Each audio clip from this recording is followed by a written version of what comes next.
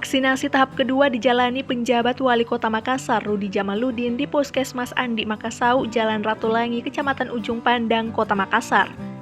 Rudi menerima vaksin Sinovac keduanya sehari setelah Presiden Joko Widodo mendapatkan vaksin 27 Januari kemarin. Seperti yang diketahui, 28 Januari menjadi jadwal tahapan kedua pemberian vaksin COVID-19 Sinovac. Rudi kembali menjadi penerima vaksin dari 17 peserta yang telah terdaftar.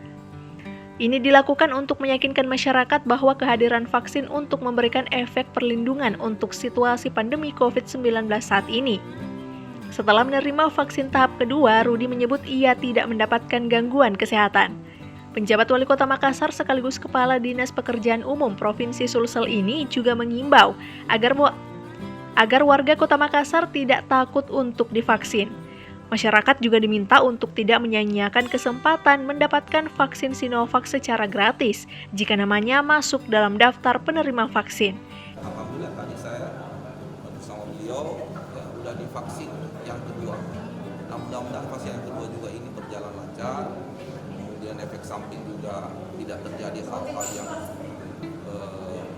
istilahnya berat. Efek sampingnya mudah-mudahan seperti yang pertama, sehingga betul-betul vaksin ini memberikan efek perlindungan kepada kita semua, khususnya terhadap COVID. Ada mungkin Pak himbauan ke masyarakat supaya ikut vaksin Pak? Iya, himbauan saya kepada masyarakat sekarang untuk menjaga diri kita dan memutus rantai penularan COVID-19.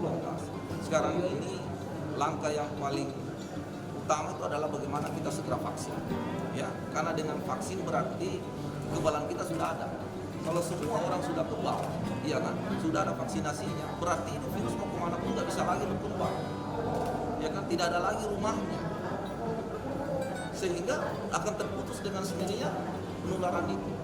Kemudian yang kedua tentu selama sebelum divaksin, kuncinya adalah jaga protokol kesehatan dan pakai masker di semua tempat.